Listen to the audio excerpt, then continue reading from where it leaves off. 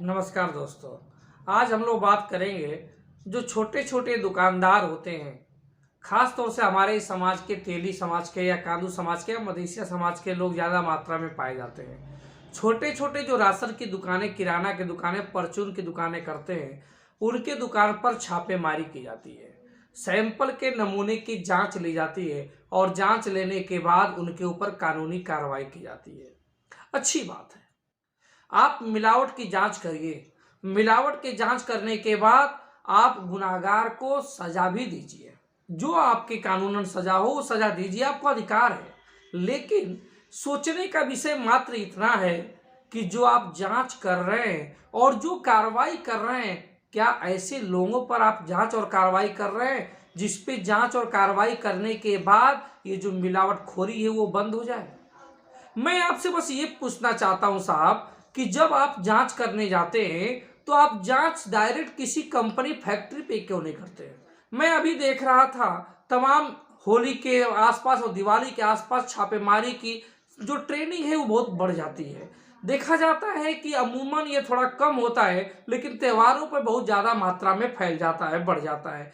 छोटे छोटे दुकानदार जो भूमिहीन होते हैं, आपको तो मालूम ही होगा कि इनके पास खेती करने योग्य भी जमीनें नहीं है और इनके पास इतनी भी औकात नहीं है कि ये 10, 20, 50 लाख रुपए लगा के कोई बड़ा व्यापार कर सके। बड़ा व्यापार तो सवर्णों ने कर लिया। ये जो हमारी जातियां हैं, तेली, तमोली, कानू, कलवार, ये बेचारे गरीब होते, इनके पास खेती भी नहीं होती, इनके पास 20, 25 लाख रुपए भी नहीं होते कि कोई बड़ा व्यापार ये कर सके, कोई लघु उद्योग लगा सके। अब इनके पास दो ही ऑप्शन होते हैं, या तो ये अपने गांव छोड़ के बंबई, दिल्ली जाके किसी प्राइवेट कंपनी में जॉब कर लें, वहां पे बंबई में जाके भेल पूड़ी सब्जी इत्यादि बेचकर अपना जीवन यापन कर लें, या अपने गांव में, अपने कस्बे में ही कोई छोटी मोटे दुकान ले लें किराए पर, या खुद से खरीद ले 1, 2 लाख, 4 लाख की, और उसमें 20, 25 हजार, 50 हजार, 1 लाख की पूंजी लगा के चीनी, मैदा, आटा, तेल, नमकीन, पापड़ बेचने लगे। अब उस पापड़ मैदा बेचने में आप तो जानते ही होंगे, आप लोग को कौन बताना है कि कितना फायदा होता है। 5%, 10% का मार्जिन का धंधा है ये सब। और इस पर जब कोई अधिकारी आता है और कहता है कि तुम्हारे हम सैंपल लेंगे, मान लीजिए उन्होंने नमकीन का सैंपल ले लिया, कोई ब्रांड है, सपोज करिए कि गोपाल जी नाम की नमकीन पे उन्होंने छापा डाल दिया। अब भैया आपने छापा डाला और मान लीजिए कि नमकीन में कुछ मिलावट है, और मिलावट होने के बाद आप कार्रवाई मुझ पे करने जा रहे हैं। लेकिन मेरा दोस्त क्या है, क्या मैं इस नमकीन का निर्माता हूं? क्या नमकीन बेचने का लाइसेंस मुझे लेना चाहिए था? क्या नमकीन के अंदर जो भी कंपोजिशन मिलाया जा रहा है उसके बारे में मुझे कोई जानकारी है? मैं तो एक छोटा सा दुकानदार हूं, जो मैं होलसेलर के पास गया, होलसेलर से खरीद के अपने गांव कस्बे को माल सप्लाई कर रहा हूं और बेच रहा हूं, अपना तो जीवन यापन कर रहा हूं।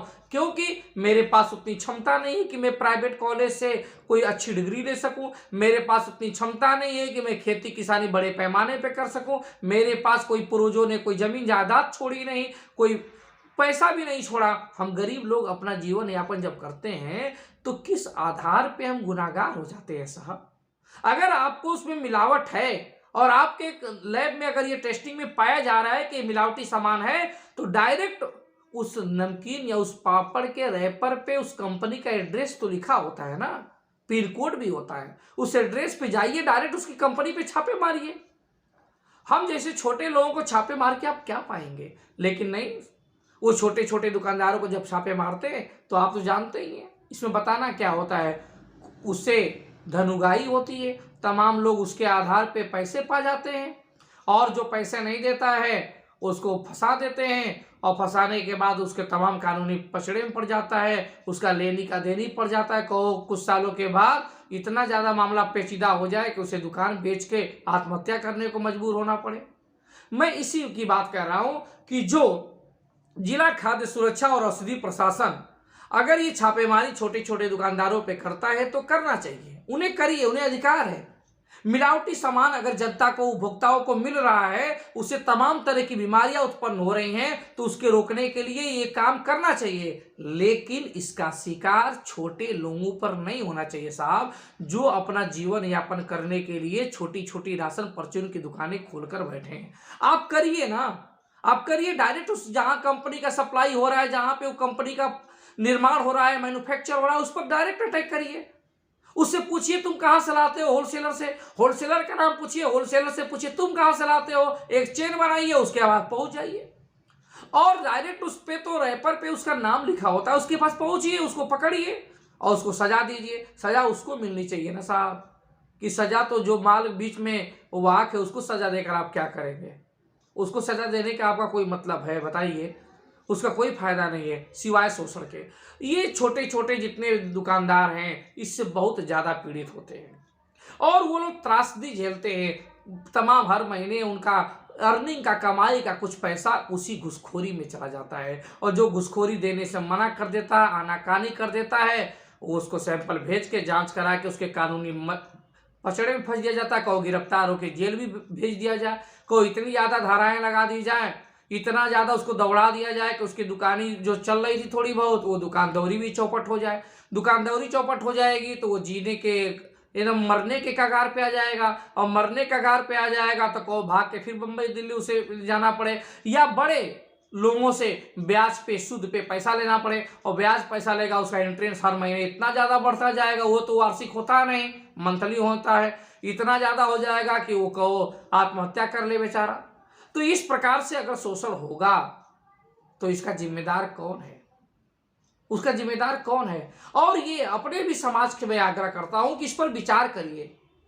आप अगर विचार नहीं करेंगे और सिर्फ बिना इसको सोचे समझे आप सरकार बनाते जाएंगे तो कोई भी सरकार होगी, सपा बसपा भाजपा कांग्रेस, कोई भी सरकार आएगी, आपका शोषण ये लगा रहेगा। ये कोई आज का शोषण नहीं है, सिर्फ भाजपा का शोषण नहीं है, प्रत्येक सरकारों में आपका शोषण ऐसे ही होता रहा है। ये तब तक जारी रहेगा जब तक आप राजनीतिक रूप से मजबूत नहीं हो जाते हैं। जिस दिन आप राजनीतिक रूप से मजबूत हो जाएंगे, जिस दिन आपकी विधानसभा में आपके लोग ज्यादा बैठने लगेंगे, उस दिन निश्चित रूप से आपके लिए कोई अच्छा सा कानून बन जाएगा और आप इस शोषण से मुक्त पा जाएंगे। लेकिन उसके लिए आपको अपने बारे में सोचना पड़ेगा। ये नहीं कि हम पीड़ित हैं लेकिन हिंदुत्व की विचारधारा लेकर ढो रहे हैं, सबसे बड़े हिंदू हम ही बने पड़े हैं, ऐसे नहीं होगा साहब। अपने बारे में सोचिए, घर बारात आई तो सड़वाने का न्योता ना हुई, अपने बारे में सोचे के पड़ी। तो ये आपको अपने बारे में सोचना पड़ेगा। जब तक आप अपने बारे में नहीं सोचेंगे, राजनीतिक रूप से मजबूत नहीं होंगे और राजनीतिक रूप से मजबूत होने के लिए आप उसमें सहयोग नहीं करेंगे, तब तक कुछ नहीं होने वाला है। आप पिछले 70 साल से ऐसे ही शोषण का शिकार होते आ रहे हैं और आने वाले 70 साल और होते रहेंगे। सरकारें बदलेंगे लेकिन शोषण का तरीका आपका वही रहेगा, उसी प्रकार से आप शोषण होते रहेंगे। शोषण से मुक्ति पानी है तो कांसी राम साहब के एक जो सूक्ति है कि राजनीतिक सत्ता को हासिल करो और राजनीतिक सत्ता को हासिल करने के बाद अपने हिसाब से कानून बना डालो तो निश्चित रूप से उससे आपको मुक्ति मिलेगी। मैं उम्मीद करता हूं कि आप लोग राजनीतिक के रास्ते पे चलेंगे और इस शोषण से मुक्ति पाने के लिए निश्चित रूप से अग्रसर होंगे। धन्यवाद।